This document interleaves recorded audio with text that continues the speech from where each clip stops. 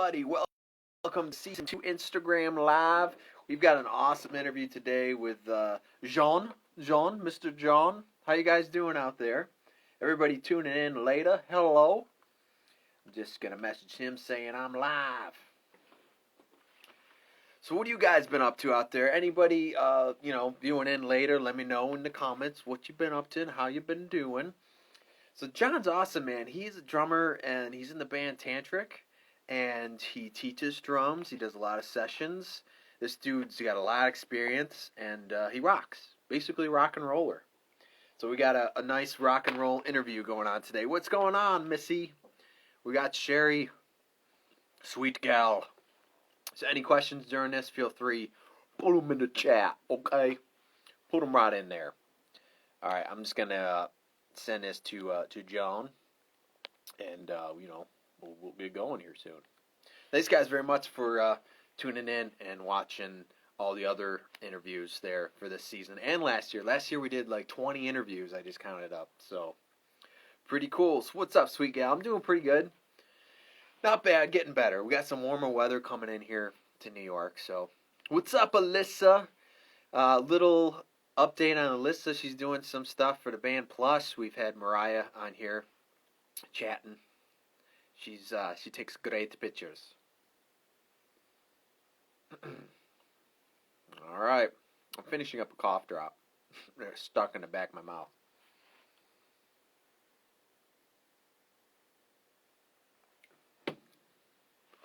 When we're getting him on here in a minute here. As soon as he joins.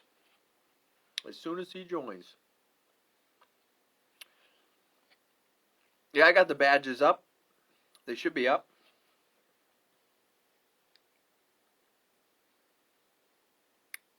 If not, I may have to restart this here.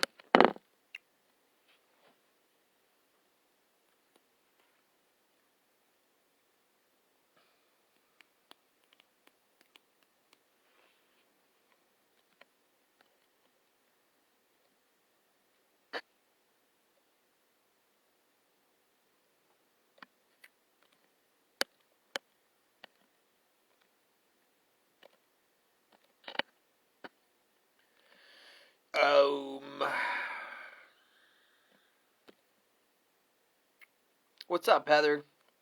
How you doing there?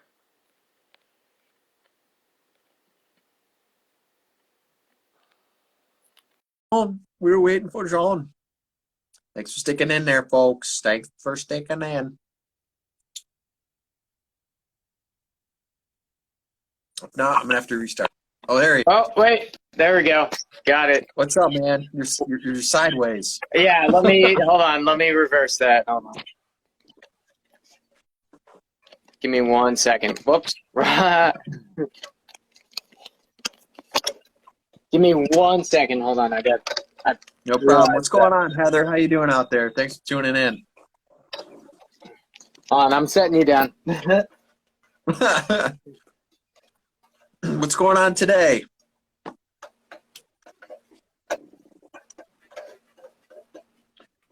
So if you guys, obviously you'll be hearing this later for replay, but Jon is he's a drummer, man. He's a rock and roll drummer. That's what I can say. That's basically it, right? Or is it Jon? Is it Jon? No, it is. No, you're right. It is Jon. I'm not that fancy. That's for sure. Is it Loree or Lowry? It's Loree, actually. L-O-R. Loree. Loree, yep. So I was right. I go, you know what? I wonder if he's related to Brad Loree, which played Michael Myers. Yes, in the Halloween movies. I'm pretty sure he's a distant cousin, but I don't know him. Could be. That would be awesome. Pretty sure this should work. Come on. I've got this ridiculous setup for a stand. You should see it. It's crazy. I just have one of these little tabletop things. I have that, but it's not allowing. Okay. I guess that's all right, right? Is that cool? Yeah. Got you on there. Cool. So where are you from right now? Where are you broadcasting out of? I'm in New Jersey right now. Oh, you're that close. Okay. Yeah. No, I just, I got out of work, and then I booked it and made this, okay setup. So I was, teaching drum lesson. I'm like, we're cutting this short today. We're we're just gonna. I gotta go. I've got this interview. So yeah. So I booked it home and rigged up whatever this setup is. But yeah, it's working. You should know. I'm sure your setup's much more professional. Where do you teach drums? I teach at a couple places. One, mainly I teach from my house, so right behind me. So I do Skype lessons with the pandemic and everything. There aren't a lot of people that want to come back to in person. But I teach at a place in Flemington, New Jersey called All Star Music Empire. And I also teach at a place in my town in Hillsborough, New Jersey called Big Bang Music Center. So teach there and then teach private lessons from the road, you know, like the back of the RV or in a hotel room or whatever. You know? How does that work with drums in a hotel room? I bring an electric kit that folds up to be like the size of like a little dog, you know, and I'll set that up and I get an audio interface. Yep, and just do it that way. So it's I can't say that it's the best way to learn the drums, but if they can hear me well enough to get the point across, then that's what matters the most. Yeah. That's cool though. That's neat. Fold it up, suitcase it. Yeah, it goes in the trailer that we have, and it just stays there forever. Like it comes out every Saturday morning, and I feel bad. We travel with a tech, and he's usually the guy that's sharing a room with me, and he'll have to wake up with me to teach, and we could be like 2 hours. So with the time difference, we could be 2 hours different from New Jersey because all my students are generally Jersey people. So if a lesson's at 10 a.m. here, it's 8 a.m. if we're in like Colorado, you know. So all of that is a big challenge, but that must stink. Time zone difference, man. Yeah, definitely. So I read, so obviously you're in the band Tantric. What other projects have you been a part of? I've got my own band with my brothers. I'm a triplet, by the way. So me and my brothers have our own band, Triple Addiction, and that's something that we've had since that was my first band. You know, that's the first project that I was ever in and started from the ground up. So I've got that, and then I work with a kid named Billy Wilkins. He's a YouTuber now, but he started off, him and I would just do like we would do bar gigs and all of that. And I've worked in a bunch of other projects. Jackie June is another singer-songwriter I've worked with. I've worked with this band. I created a funk band called Muddy Funk, and we did a little bit there. Just you know how it is. It's like gig after gig after gig. Once one door closes, another one opens, that type of thing. Yeah, and it's funny because I forget too, with drummers you have to rely on other people. Like you don't have a solo project. It doesn't, you know what I mean, exist. Like you can't just play drums and call it a day. It's very rare that somebody will just watch a drummer because they want to listen to drums. Like if it's a solo situation, yeah, maybe, but like nobody wants to jazz club or something. There's no like, you know, drum concerto or like, you know, a song that's like just drums. I wouldn't even want to listen to that. So I have to rely on other musicians. I've seen it. Some people have. They have like little pads, you know, more jazz oriented, that kind of stuff. But I'm like, yeah, I'm not a fan of jazz with the bass, you know, bass and drums only, that kind of thing. It's kind of old quick. Yeah, it's only so much that you can listen to, that's for sure. Yeah. Now you're how long have you been with Tantric? Because you're not the original drummer, right? No, not the original drummer. I've been with them actually. It's almost a year in June. Okay. It would be a year. So, but it hasn't really slowed down. We've been going since August. Just kind of straight doing a bunch of weekenders, and you know, gigs would come and go, and we'd have to change, you know, and try to make up for it with another gig or just, you know, cut it but we've been pretty steady since, and now this summer's starting to like super pick up. So yeah, it's felt like longer that I've been in the band, but it's also, you know, one of those situations where we've been just doing a lot, you know. Yeah, I thought so too. I was like, I don't know exactly how long he's been in it, but I go, it feels like at least a couple of years or something like that.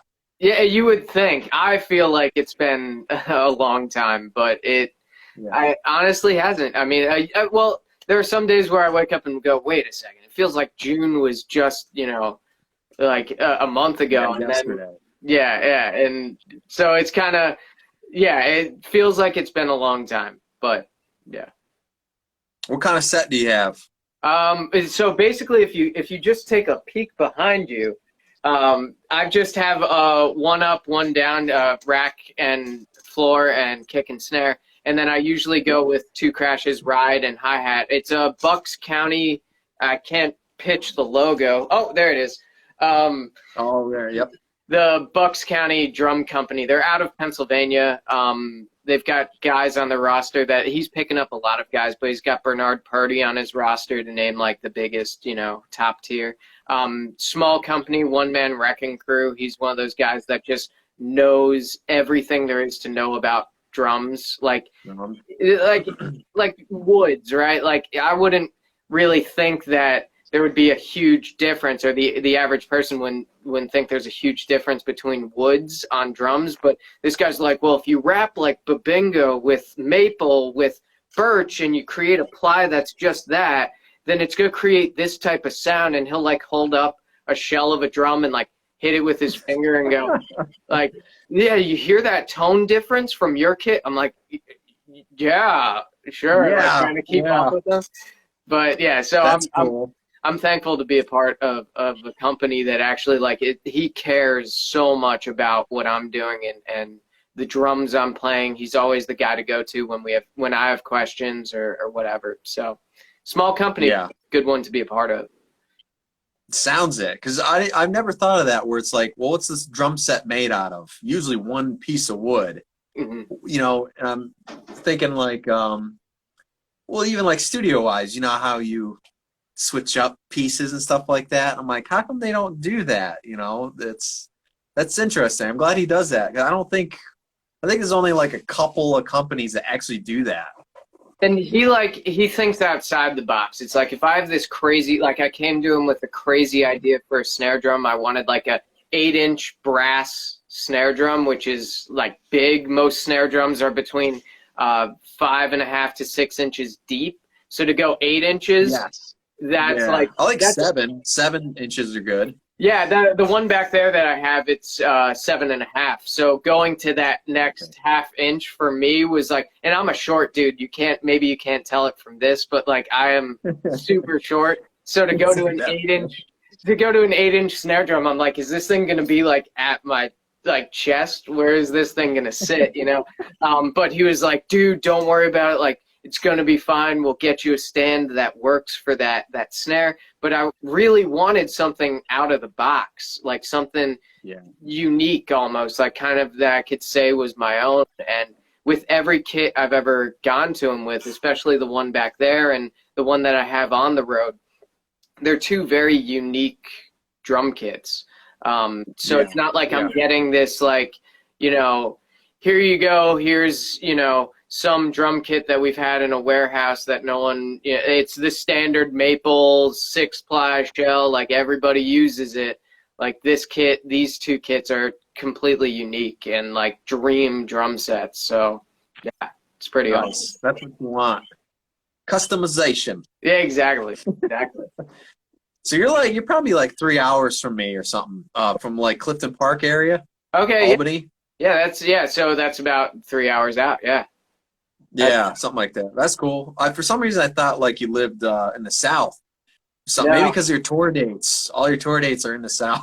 All the tour dates are like Midwest and the South and all of that. It's that one like area of the country. Like, get out the East Coast, get out the West Coast, just give us the center. Like that's kind of, and that's, I mean, I guess right now that's kind of what's going on. It's like everybody's touring Midwest and all that because they're opening back up. But yeah.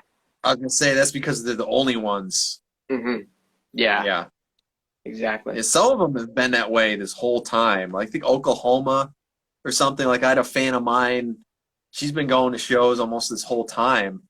Mm-hmm. And I'm like, are you serious? Yeah. How?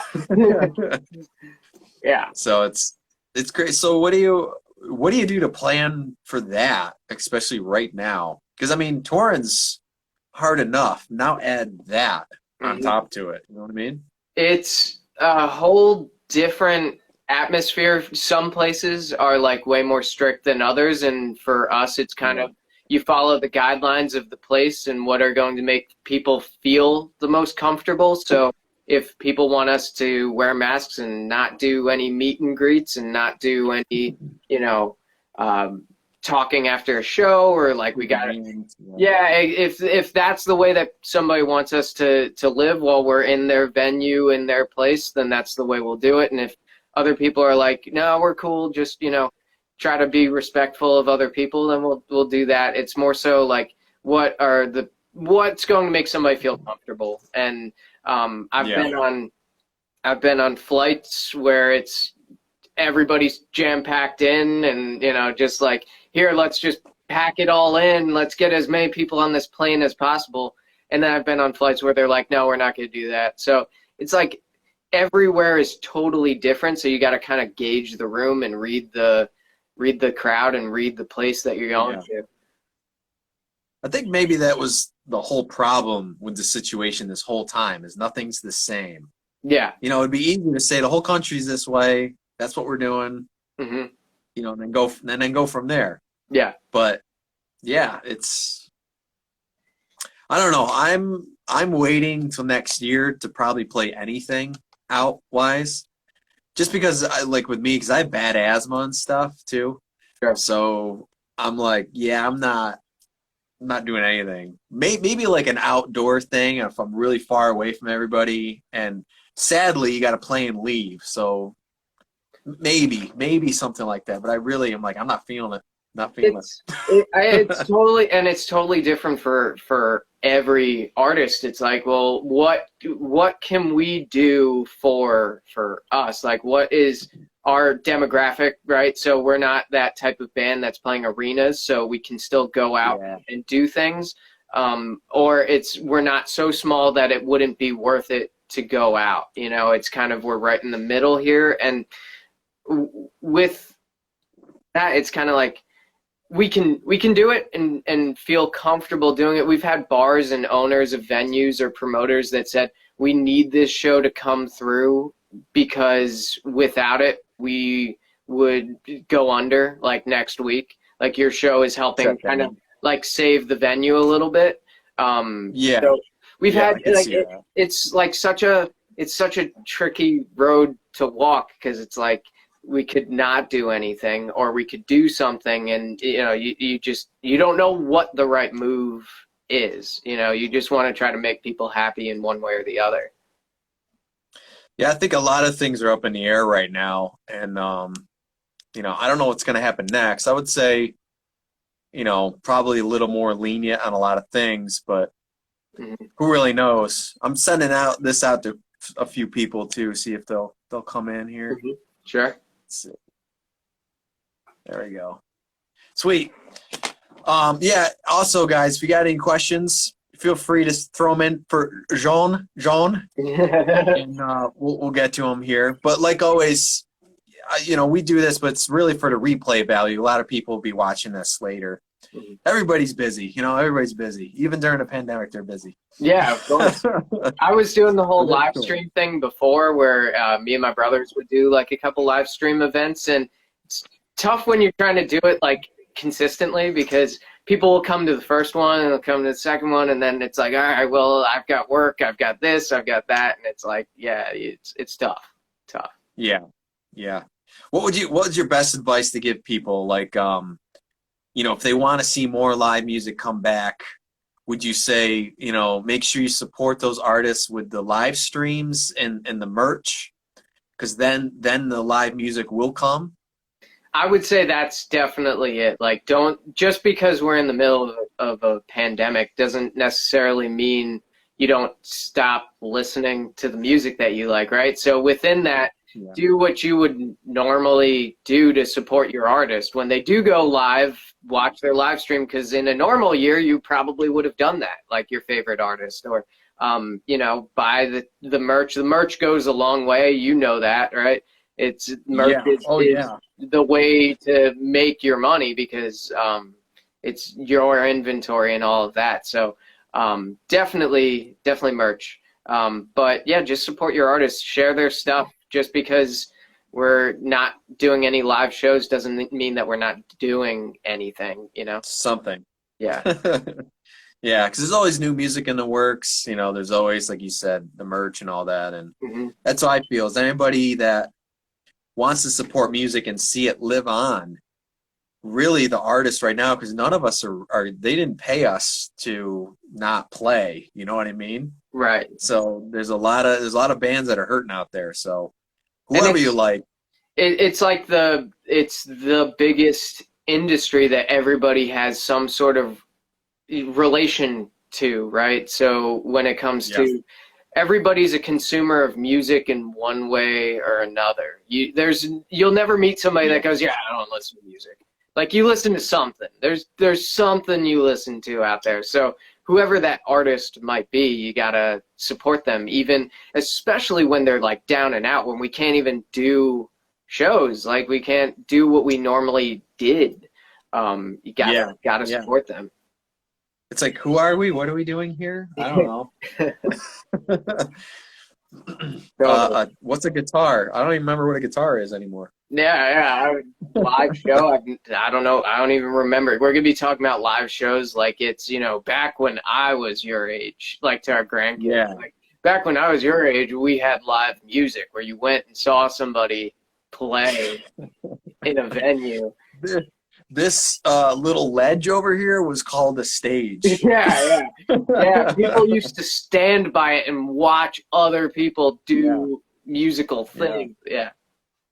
There was a barrier. Yeah. Or not.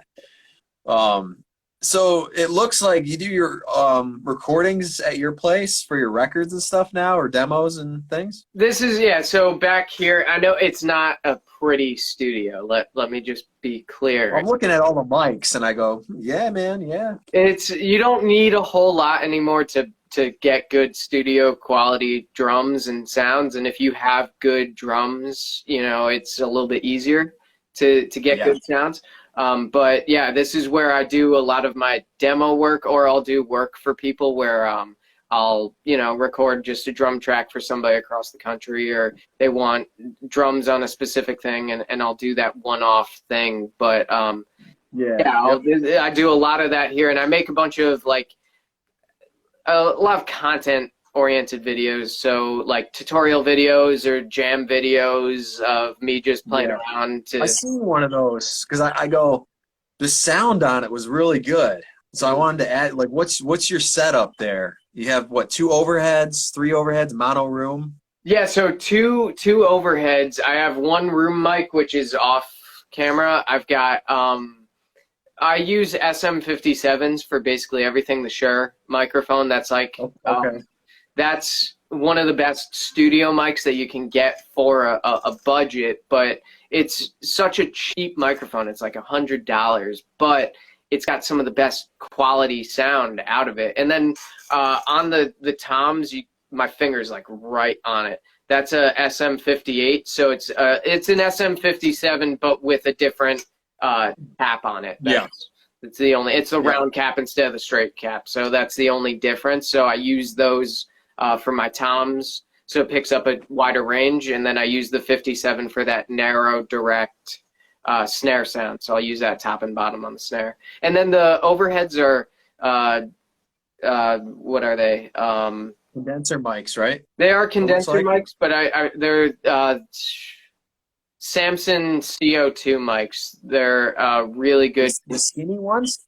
Yeah, the skinny one that's like right. I'm missing it. Yeah, there it is. There it is, right up there. Yep. So that's what I'll use as overheads, because they're like $300 for the pair, but they're super good quality overheads. I've bought like better overhead mics and liked them less than those. So it's not always about the price tag. It's about how well they work, right? Yeah, so I noticed that with name brand stuff. we don't really know. Unfortunately, here's the thing: is there's no place to go and to try them out. You're Like I right. wish Guitar Center would be like, here's a room with an amp.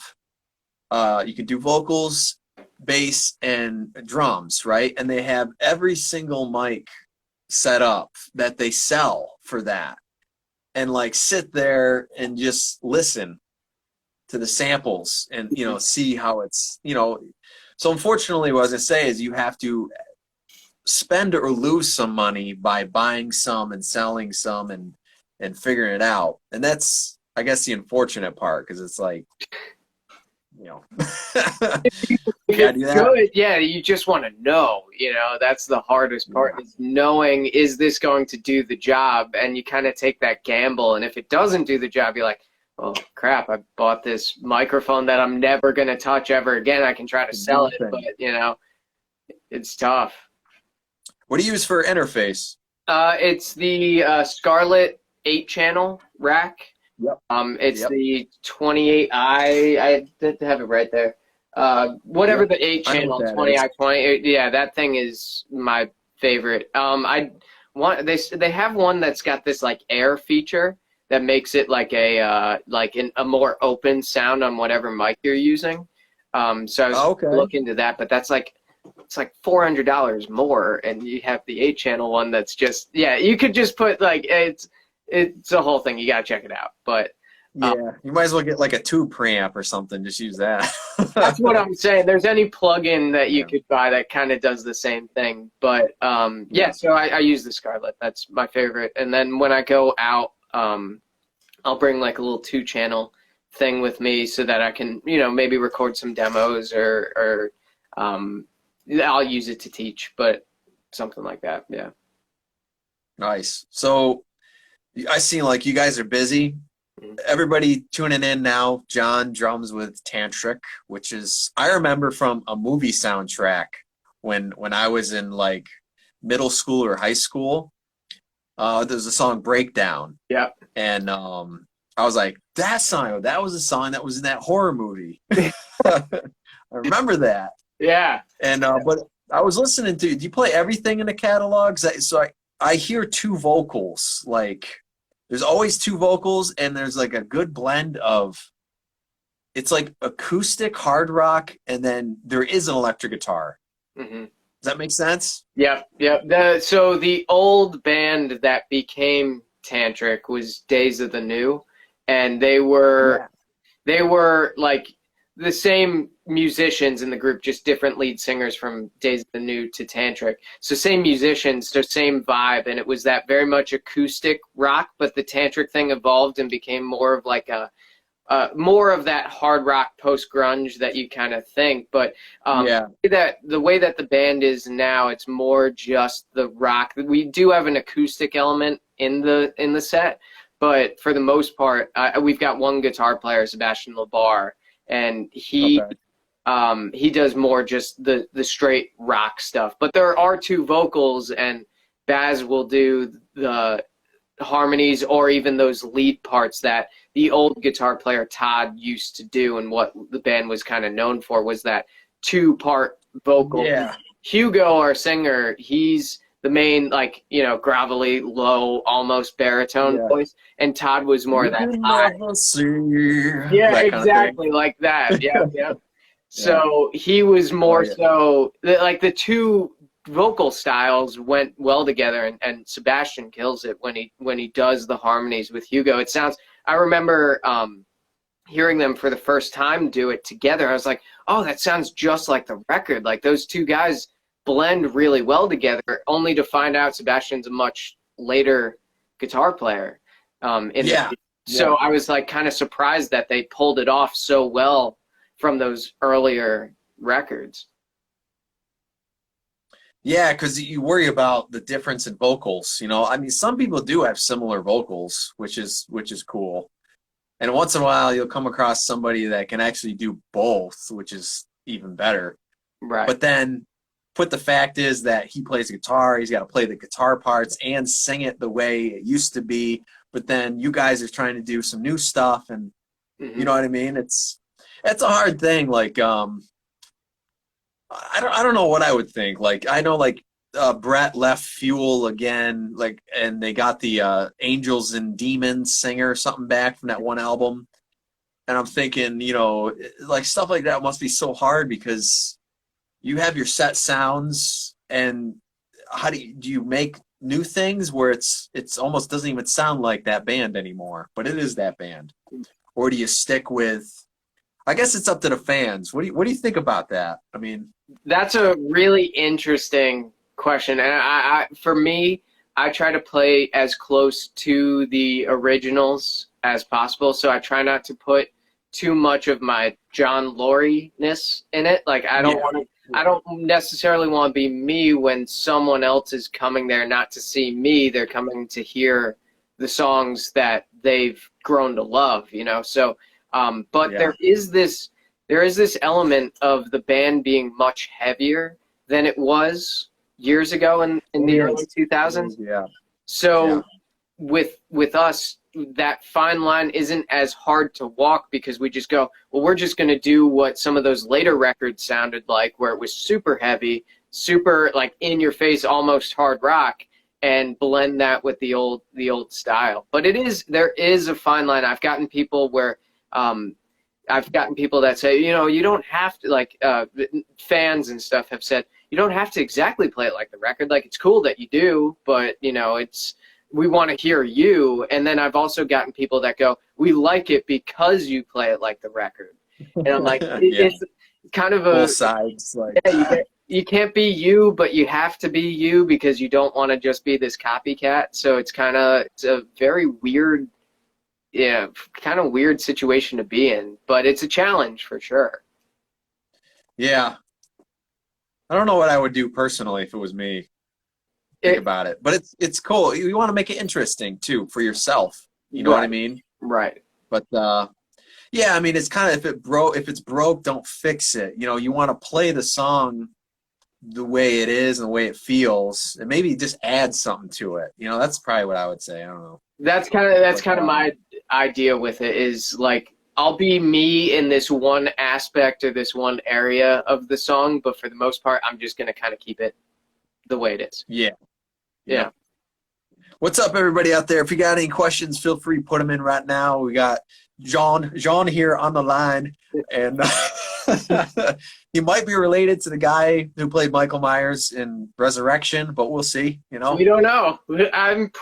Somebody told me somewhere that is my long lost cousin. So I forget what relative of mine had told me that, but they're like, yeah, we're related to the guy that played Michael Myers. I'm like, sweet, that's pretty sick because I love the Halloween movies. Even those like cheesy later ones, they're great, yeah. So he was, I thought, anyways, he was a really good Michael Myers, but the movie tanked and wasn't that great. But it doesn't take away the way he played it. You know, it doesn't take away from that. For sure. I don't know if you're a huge fan of Halloween, but he played it a lot like Dick Warlock from Halloween 2. Mm-hmm. Yeah, kind of add his own thing. I love the Halloween franchise, especially around Halloween. Like I'll binge a lot of, you have to, right? And that's like the one slasher film that I like the most. I think it's super eerie. I think the mask, the mental asylum, everything about it is super eerie and creepy. And it's not. They haven't gone into that really in the movies. There's not really. The sanitarium's not really in any of them. Right. I'm saying the whole lore of he was in a mental institution and broke out. Oh yeah. Hold on, I got a fire alarm going off. My girlfriend's upstairs cooking. Oh man. Does that mean she's a good cook or what? I hope so. We're getting burned food tonight. We gotta burn the rice again. Man. It's rock and roll. It's the life of rock and roll right here. You just never know. Unexpected all the time. Yeah. That's sick. So what are some of your influences with drums? I didn't really ask you that. Like, who do you like in band-wise? Number one, John Bonham from Led Zeppelin. That's my all-time favorite drummer. I've studied Yeah. almost everything about him. Where and I don't always do the things that Bonham did. Like he was a very left lead guy, so he would play with his left starting a lot. Yep. I don't Yep. do it that way to that extent, but like the licks that he would come up with and the grooves that he would come up with, I took a lot from that as a kid. I love, there's like even jazz guys like Gene Krupa is one of my favorite drummers. Oh, thanks for the comment on Tulsa. I appreciate it. I think B knows Hugo. Oh, okay. Yep. So, yeah, probably. Hugo knows everybody. So, but, There you go. but anyway, so Gene Krupa was huge in my jazz influence. Daniel Adair from Nickelback was my earliest influence. I love his style. He's like one of the coolest. So the first Nickelback album I ever owned was All the Right Reasons, and for everybody that's going, oh, boo, boo, they suck. Well, listen to the first intro to All the Right Reasons, their song Follow You Home with the double bass fill that he's playing in it, and you're like, oh, this band actually means business. They're not some joke band. So Daniel, that band, everybody says it, but everybody listens to them. So that's it's like a joke, just an underlying joke. Yeah. There's still, I have every Nickelback record. I've seen them twice in concert. They were the first concert I ever went to before I even started playing the drums. So it was like one of those bands that, like, I can see why people don't like them. I understand their complaints about them, but I also love them for the fact that they've transcended like rock music. A lot of bands that came after them were a lot of that same style, a lot of that same like hard driving rock anthem, you know, super arena rock new take on it. Yeah. They got out of the grunge thing too. They started out that way, and then I don't know what it is. It's kind of their own thing. Almost 3 Days Grace kind of did the same thing. And then they went a little too poppy. You know what I mean? Yeah, their new record though, well, newest, it's got to be like 4 years. Feed the Machine. Yeah. Oh my gosh, that album's so metal, it's ridiculous. It's like I was surprised they went that metal because the album before that was super pop and super like. Oh yeah, I seen them on that tour, and I was like, "This is it, man. This is it. It's back." Yeah, the nickel is back. You know, it's like they're. Exactly. The fact that they were able to come out of that pop thing and do they're like, you know what, let's just go metal. Let's go back to what we know how to do. And they did it. So that's one of my all-time favorite albums, especially by them. But not only just Daniel Adair, but John Fred Young from Blackstone Cherry is one of my favorites. Yeah. White Trash Millionaire. Yeah, exactly. Yeah. And I've known... or I've listened to them a bunch and became friendly with them over the years. So he's been one of those guys that's been, you know, I can go to and go, hey, so what's your advice on this? And he would kind of like help me through, whether it's a technique thing or just an overall drum. Ben Wells, you know Ben Wells, the guitarist too. Yeah. Yep. Ben's a great guy. He's super. They're all down to earth. You know, it's one of those bands that.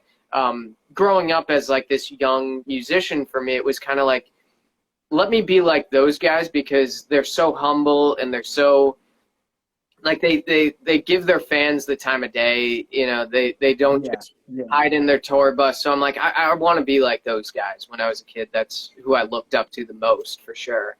But yeah, great band too. I mean, live they just kill it. I've seen them more than I've seen any other band. I've seen them like 8 times, and they kill it every single time. Nice. I seen them once. That was, I think the album after White Trash Millionaire came out. That's when I seen them once. But I'm Facebook friends with Ben Wells. I've been trying to get him to come on here for an interview, but I've been tagging him because on Spider Rock Radio, I've got a song Virginia out. And they started at a certain point, and I was like, I'm coming up at you, you know, the charts, the internet charts or whatever. And so I was like, you have that band, you had Alice Cooper, you know, like these online radio stations and stuff. are mixed. They actually have independent artists and regular artists, which is cool. That's so cool. Because you can be in And the I'm ranks of like, you know, you can be in the ranks of those guys where normally you Yeah. wouldn't. Yeah, that's awesome. To be honest, like if you looked at that chart, I go, I don't know, I beat out AC/DC's new song, and I'm like, how the hell did I do that? No way. That's awesome, dude. That's like you can put that on your resume. Beat ACD. And Alice Cooper was Yeah, on there. that's so But sick. it's like people, you say that, but it's the internet radio and stuff like that, and you're like, it's not like the big FM, but it's still, it's cool. It's cool nonetheless. It's like to be on anywhere with anybody. That's what I say. Stick me at like the Billboard charts. Stick me at 199. I don't really care as long as I'm in somewhere. That'd be kind of cool. Put me in a slot. I don't even care. Yeah. Yeah, put me in a slot. But what do you think about that? Like, I say that because I'm not as vain to say I have to be in the top 5. Right. Because I am the best. Right. That sort of thing. Right. But at the same time, if I say, well, I'm happy with slot 199, would you say, well, maybe you gotta go for it more? Maybe you're too relaxed. There is an essence to wanting to go farther, like see how far you can get, but to kind of remember that, like, if you're in 199, for example, if that's your slot, it's like you're still doing better than the average local band. To be in that slot means something, no matter if it's 199 or number 1. So I think that it's like something to be proud of, but if you want to keep going, like, keep pushing for it. Like, if you want to get to that number 1 spot, keep going. Yeah. A lot of albums later. Yeah, for sure. But yeah, it's cool. I've always wanted to bring that up, but I've been hesitant because I know it's a touchy subject with, some musicians and bands. They'll say, go after yourself, whatever. And it's reality of, you still want to stay grounded. You know what I mean? And if it happens, it happens. You know what I mean? It's the work you put in. People like it. Right. But, it's not as much as some people will look at, like, Facebook likes, or like they'll look at Spotify. They'll look at, like, Spotify plays as a status marker nowadays. Or like, if you say I'm in the Billboard top 40, but you're like number 40 on that, people will still think that you've got this, like, status that you've attained. But I never, like, I could care less about that. What I care about is doing what I've been able to do now because of Tantric, which is tour, like, play music for people in like a crowd, and do the thing, like, see the country, just play shows, be headliners, do all of that. I've been able to do it. So, like, from here, if I can keep going, great. If I don't, then I'm perfectly content with just drumming. I'm happy with where it's at. It's the same way as if you're content with being that number 40 slot, great. Like, you should want to make the music, right? You should want to. Yeah. It's not about the placement. You should always want to make another song and say, maybe we can beat that, that sort of thing. Right. Yeah. Against yourself. Yeah. And even I was reading an interview with Brent Smith from Shinedown, and he was talking about, this was back when Attention came out, which was a really great, like, concept record. And he said something like, you write maybe 20 songs for an album. You hope that within those 20 songs, there are 10 of them that you're really proud of to put on the album. You hope 5 of them your fans really connect with, and you really hope that just 1 of them makes it anywhere. So it's like that, like, you try your best to be your best self, but if they all kind of crash and burn, you just kind of hope to do better the next time. Yeah. And that's the bands that last, is they don't give up. Right. You know what I mean?